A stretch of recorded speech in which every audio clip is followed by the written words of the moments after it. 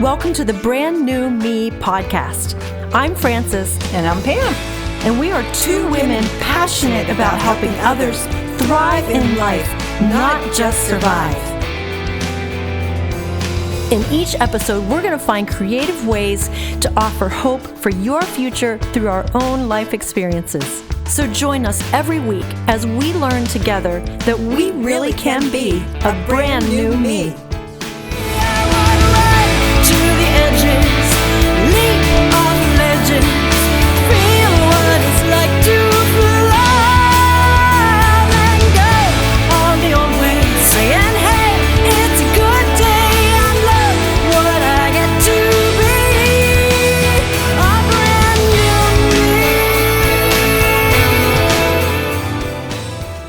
Welcome to episode number 26, The Wonder Seeker. I hope you made it through the holidays. Now we're heading into the new year. And maybe through all the busyness, you could relate to this conversation we had with an author. Her name is Judy Dunagan. She works for Moody Publishers, and she's an acquisition editor in the women's department. So she'll explain what that is. But first of all, let's just hear from Judy what it means to be a wonder seeker. And hopefully this will connect with you after the busyness of the holidays and you have a chance to just sit down and ponder and reflect.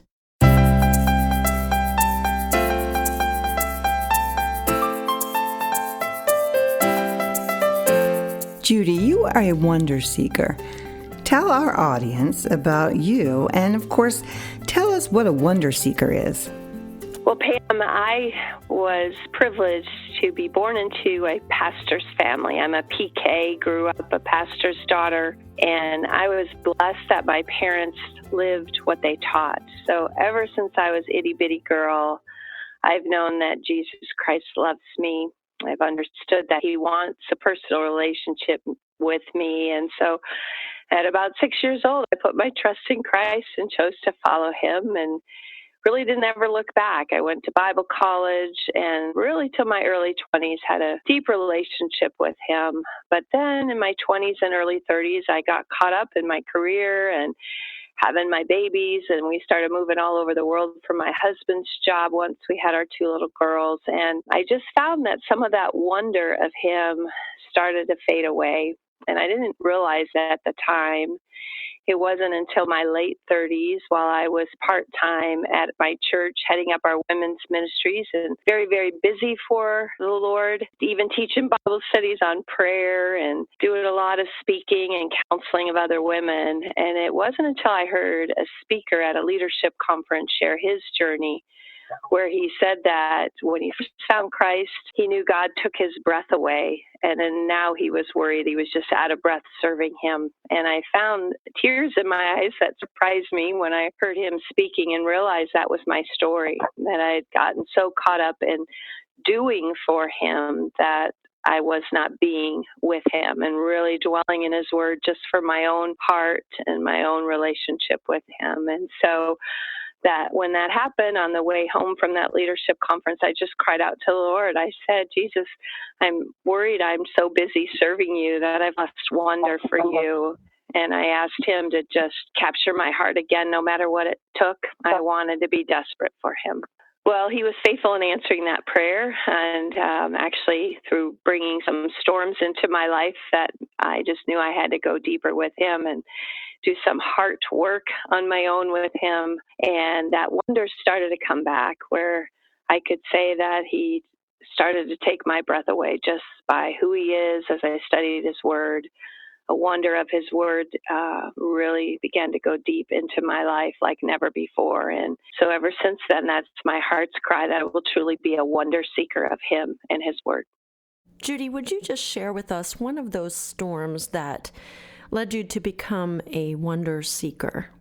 I can tell you that at the time, I probably thought I was a really great mom and a great wife and just had my act together. And then around that same time, some storms started to come over my marriage. And then also with one of our daughters, some serious health issues has started to hit her. I realized that I had a prideful attitude, that I thought I could do it all, a ministry leader, a good wife, a good mom. And the Lord started to show me my pride and also that I was depending too much on myself because of some crises in our family. I knew I had to cling to Him more and spend more time with Him and His Word and go back to the truths that really I've known ever since I was a little girl, but became a little shaky for me at that time. And just because I'd say His presence that was palpable to me, the peace that goes beyond human understanding that started to cover me, and my return to worship, even in the storms, and having a heart of gratitude or a sacrifice of praise, I like to call it. It was during all of that, as I turned to worship and prayer and being in His Word, that the wonder of that peace that covered me just began to be so precious in my life, even in the midst of the storms. I think it's probably pretty typical for women to get really busy nurturing their family, their community, their church in service to the Lord and what He's done for them. So would you speak to what is that fine line between nurturing others, doing what we love to do, and yet not becoming so busy that we lose that wonder? It's a great question. I think it's important as a ministry leader to have a mentor in your life, someone that you look up to who's praying for you, committed to praying for you. And that's what I had as a busy mom, but also part-time ministry at our church. I knew I needed a prayer partner and a mentor, and God brought a dear woman into my life named Joni and another one named Elaine. And both of them would speak into my life regarding the balance that I needed, especially asking the hard questions like, Judy, as you prepare to speak at the women's retreat, are you in the Word? Are you spending time with Him just to be with Him, not to prepare talks or teaching sessions that you hope will impact other lives? What are you doing to spend time alone with Him? And I mentioned my friend Elaine. She was the one when she saw that I was getting burned out and it was becoming more about doing and performing than being with the Lord and living out what was the fruit of time spent with Him. She told me what she does. She calls it Cara time, the acronym CARA, which means come away and rest a while. And it's based on some verses where the Lord said to His disciples, so much is happening. So many people are pressing in on us. Come away with me to a quiet place and get some rest. And He said that to the disciples, so they got in the boat and started to go across the lake. And unfortunately, they were interrupted by a crowd waiting for them. So I think it's good to be realistic that sometimes that come away, rest a while time can maybe only be a couple hours, especially if you're also a mom with little ones at home. But finding that time to put on your calendar of just getting away alone with Him, just you and your Father God. And it was often during those Cara times that He would even impress on my heart a theme to have for our next year of ministry. Even though it was just about being alone with Him, He'd use that time also to speak over the vision casting for our ministry year, which is really a gift from Him.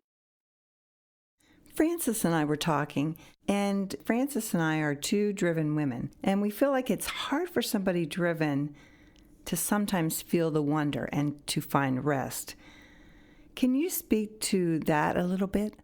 Well, I think anyone who's driven or a leader or has a passion to serve the Lord as well as a ministry leader is driven. And I think it's a gift from the Lord. And I'm also wired that way. And I think it can be a good thing. But I also think the enemy can use that to get us distracted from the why behind what we're doing, that it really needs to be all for Him and for His glory. And so as I mentioned, that Cara time, Elaine, she would make me put in the acronym CARA on my calendar at least quarterly if possible, where it might be a half a day away or a day away. And she would hold me accountable. And I knew she was going to ask me about that time, and she was going to pray for me. She wanted the date so she could pray for me. So that's a practical thing I think a driven woman can do. And then also just to cry out to the Lord and ask for that balance, ask for discernment as you're busy doing what He's called you to do. I think He'll impress on your heart when burnout is creeping in. I think we can also, as driven leaders, even it can become like an idol in our lives to perform well, to do things with excellence, which are all good things. But if they take the place of the priority of one-on-one time alone with the Lord, and if you happen to be married with children, to make them a priority as well. So I think the word balance is a key, and discernment. And then also, like I've said, to have someone praying for you in that leadership role, that you will find that time away and that balance. Thank you, Judy. I think those are some wise words, especially as we end one year and head into a new one. Just a reminder to take some time and reflect, and also look into the new year and say, how can I be sure to keep that wonder in my life? I'd like to switch gears and let you speak a little bit to your job as an acquisitions editor at Moody Publishers. Tell us more about that. Well, first, acquisitions editor, what I do is my main job is I receive proposals, mostly from literary agents who send me proposals for books of authors they're representing. And that proposal is very, very important, because that is what we really look at to determine if it's something we'd like to bring to our pub board, which for Moody Publishers, we have about 17 people on our pub board deciding if we're going to move forward and make an offer on a book. After I acquire a book, then I work on the contract with the literary agent or the author. And then once we acquire a book, I work closely with the author as they write the book. I mostly oversee our women's line of books and discipleship resources. And so what I love about Moody Publishers is we're nonprofit, and we're part of Moody Bible Institute. And so our profits pour back into the school to equip future leaders and pastors, women leaders, missionaries, missionary pilots. And so it's a privilege to be part of that. I get to work out of my home in Colorado Springs and go to Chicago quite often. We also really cover the proposals and the whole process in prayer. But to the person who really has a passion to write, I love to say the Lord has given you that passion. And I gave a workshop at a couple of writers' conferences these last years that it really focuses on the purpose for your writing, and it really needs to be to glorify Him. And sometimes for His praise alone, because it's a hard process to get published. And I've been concerned that some authors, all of their identity is in their dream to get published and have their name on a book. And I try to encourage them, do it for His glory and His praise, do it as an act of worship. But you also have to work hard. I think writers' conferences are key, and there's many offered. Carol Kent's Speak Up conference, I think, is one of the best, where they equip speakers and authors. It's every summer in Grand Rapids, Michigan. That was the first writers' conference I had the privilege to go to. So I've only been with Moody since 2014, and we did acquire an author there. And I've also acquired 2 other authors at writers' conferences. One thing that these conferences do, they equip you, they give you just information how to write a proposal and how to write a summary of your proposed table of contents, but you also get to pitch your book idea with literary agents or acquisitions editors or those who market books, and that is a great opportunity. It's often hard to get, if you don't have a literary agent, to get a proposal to an acquisitions editor, because typically those aren't received, just cold calling. And so at these conferences, it's really helpful and a great opportunity to be able to do that. Any other advice you might have for someone who might want to write a book? I think journaling is great. I think, as I mentioned, these writers' conferences, because I know women and men who go to the conferences every year, and they learn more each year. And so if you're brand new and just have the dream and haven't done any writing, you can go to a conference and you kind of pitch the idea to peers at different workshops, and it's a great opportunity to see what people think there. I do think a blog can be very helpful. There's a lot of courses on how to do that. I think it's Michael Hyatt does that. John Maxwell, they have a lot of equipping that they do for writing. Everyone talks about platform. It's almost like real estate is location, location, location, and they'll say for writing platform, platform, platform. There are some publishers who the platform of an author needs to be quite large, with thousands of followers on Facebook and Instagram and a blog. That, of course, is important to us as well, but we've also acquired some authors who are just getting started, so hopefully that's an encouragement. As I said earlier, we put a lot of prayer into it, and a lot of it depends on the theme and the topic. We just launched a new Bible study line at Moody Publishers for Women that is just taking off now. And several of those authors, it's been more about their passion for the word, of course, their gift of writing and teaching, but not expecting them to have a huge platform and a strong following yet. We're wanting our studies to be based more on the content and really digging into the word than the popularity or fame of the author. I think that's really good. And I'm not an author as such. I haven't written a book, but I am a musician. And sometimes I have to remind myself that my music is what I do. It's not who I am. And so I cannot base my self-esteem on my success of my music, because that's not who I am. It's certainly a part of who I am, but it is not at the core who I am. It's what I do.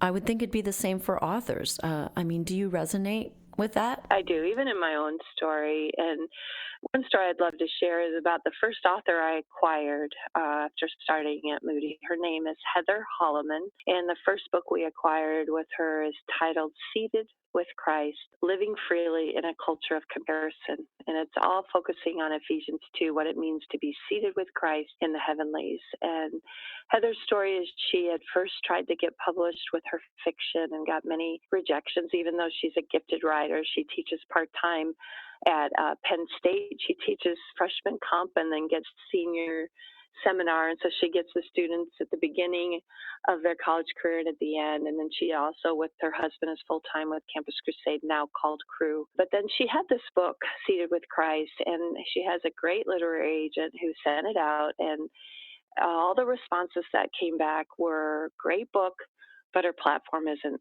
big enough, so she was turned down. So in October 2014, she sat down and wrote a letter of surrender to her Lord, knowing that her identity was caught up too much in getting published. And so she surrendered that dream to the Lord. She wrote it out and pretty much said, I'll just keep blogging and writing articles for you. And she would tell you she surrendered the dream. What she didn't know is her agent was such a fan and thought so highly of the book that he sent out the proposal to some other publishers. And that's when I got it, December 2014, just a few months after I started my new job. I opened my computer that morning and I knew the book was going to change my life. And you know, it's a good sign if you want to forward the proposal to your 20-something daughters and all of your friends, which you can't do when you're still considering a proposal. Mm-hmm. And so I called her agent right away and said I'd love to talk with her. And so he let her know that Moody was very interested in her proposal. And what I love is she said, what proposal? She didn't even think that didn't even know that had happened. So, and only God, the timing was that book came out almost a year to the day of that surrender letter, the next October. And we're now on our fourth book with her. She just wrote two books already at Bible study, and now her fourth book will come out next year. And I only saw the proposal end of 2014. So it doesn't always happen like that in terms of writing that surrender letter. But I hope that your listeners can borrow that hope of Heather's story, knowing that when God's in it, he can open the right doors and he closes the wrong ones. And I have another story of a woman I met at a writers' conference with a beautiful story about her family rallying together during her husband's cancer journey. Then I just loved her. I loved her proposal, but it wasn't a good fit for Moody. It was a little too much memoir. And she got that response from other publishers. And so she just, I think it was this summer, self-published the book. And she's thrilled. And she sent me a copy, and it's a beautiful book. And so as she speaks at different conferences, she's selling her self-published book. And I've had several other women tell me that's the route they've gone when publishers have turned it down. And that's how God has let them continue to live in that dream of being a published author and using their message to touch lives and hearts for him. Thank you for sharing those stories from two different angles. That's very interesting. I'd like to switch gears and do something we've never done yet on this podcast, but I just feel inclined to ask. Would you be willing to pray over our listeners? Going back to the whole wonder seeker idea that we started with, would you just pray over that and that our wonder would be rekindled? And anything else you want to add before you pray? Yes, thank you so much for asking and for that privilege. I might just share a sweet story how I even ended up being asked to join Moody Publishers. It has a lot to do with my own dad, who was published with Moody back in 1975. His name's Mark Bubeck, and he wrote the book, The Adversary. And in 2012, I believe it was, I just happened to be visiting him in Phoenix and said, Daddy, if Moody ever wants to update your book, I'd love to help you with that. And he said, well, Judy, they just contacted me. So again, only God. The book came out in 75, and now in 2012, they had just contacted him wanting to do that. And so he was nearing 90 at that time. And so I said, let me call Moody and let them know I'm going to help you. And so I got to do that project with him. I wrote the preface to the book because it's a little bit of my story from when I was 12 or 13 back then. And I can attest to the validity of what he was teaching this many decades later. And soon after that, they contacted me, Moody, for this position because they had been trying to fill it. So then after joining Moody, I was able to work with him to refresh the other book he wrote for them, originally titled Overcoming the Adversary, and it's now titled Warfare Praying, Biblical Strategies for Overcoming the Adversary. The beautiful part of that story is that it was 2 years later, and so he's even older and not able to use a computer or any of that, but able to still, as I asked him questions about the book, speaking to the update. But I wanted him to write a letter to the author at the beginning of the book explaining that he was near 90 and just his heart. And so he was able to write that letter longhand, and he called me in Colorado in my home office. I put him on speaker and I typed out what he wrote, and it was a profound moment in my own life, knowing that this would be in a book long after he's gone, and to have the privilege of doing that with him. And that whole book is on prayer. My dad is a wonder seeker, and so I think that's really where I learned that. Not that long ago, I was visiting him in Phoenix, and he started praying, and he says something like, we can just touch the edges of the wonder of who you are, and it leaves us speechless. So that is just a neat part of the story, how I ended up getting into publishing, which has been a dream. I'm 57, and so I get to do this late in my 50s, this whole new career, which has been such a blessing. But yes, I'd love to pray with your listeners. So let's pray together. Father God, we just want to worship you together as the God who was, the God who is, and the God who is to come. You are the first and the last. We thank you that your word tells us that you hem us in from behind and before. We thank you that you are the most high God, and we worship you together. We also thank you that you chose to walk this burning earth as our Savior, and to suffer as we suffer, to be tempted more than we ever will be. The poor you sweat drops of blood as you cried out just hours before your death. We thank you that you overcame the grave. We thank you that the tomb is empty, and that you are our King of kings and Lord of lords. And we worship you as the rider on the white horse that we're told in Revelation, where the words faithful and true are written on your thigh. Thank you that you have put the dreams in our hearts, those of us who love to write, who love to lead, or those of us who love to teach. And Lord, in our culture, it can be very daunting, where it seems that we have to be successful as it's measured by numbers of followers on Facebook or Instagram, or how many hits on our blog. But we want to do this all for your glory and your praise alone. We want to worship you with the gifts you've put in our hearts, some of us since we were little girls. So help our writing, our speaking, our ministry leading be an act of worship for you, as if it's just for an audience of one. If you choose for our gifting to reach thousands, protect us from pride. If you choose that it seems like a handful and we won't know this side of heaven, the full impact, may we trust you. And so, Lord, I thank you for your heart for us. We want to be humble. We want to be surrendered. We want to truly be wonder seekers. Show us what that really means. Show us what it means to be amazed by your grace, to be awestruck, to have awestruck wonder of who you are, what you've done for us, who we are in you, and also because of your word, the mighty sword of the Spirit that you've given us. And we know the enemy is always afoot. We're told in your word that he's a roaring lion seeking whom he can devour. We thank you that you are the lion with a louder roar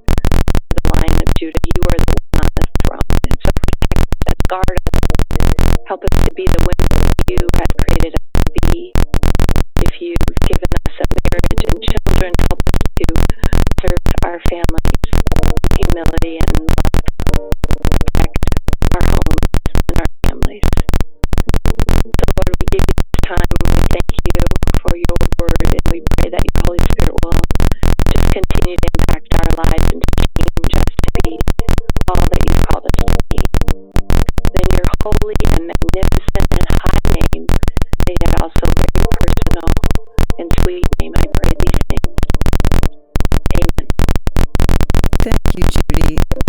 Loved having you on the show and the wonderful words you gave and the beautiful prayer, and for you taking the time to share with our audience and with us today. Thank you so much. Thank you for having me. This has been a sweet time and a privilege. And thank you so much for the invitation. Well, you can learn more about Judy at her website at Judy Dunagan, JudyDunagan.com, and read more about the Wonder, read her blog. I hope that this has been helpful to you and that you'll take some time over the holidays to reflect. I know I'm planning to take between Christmas and New Year's off and just rejuvenate and reflect. So I hope you get some time to do that too. And we will be back next week with brand new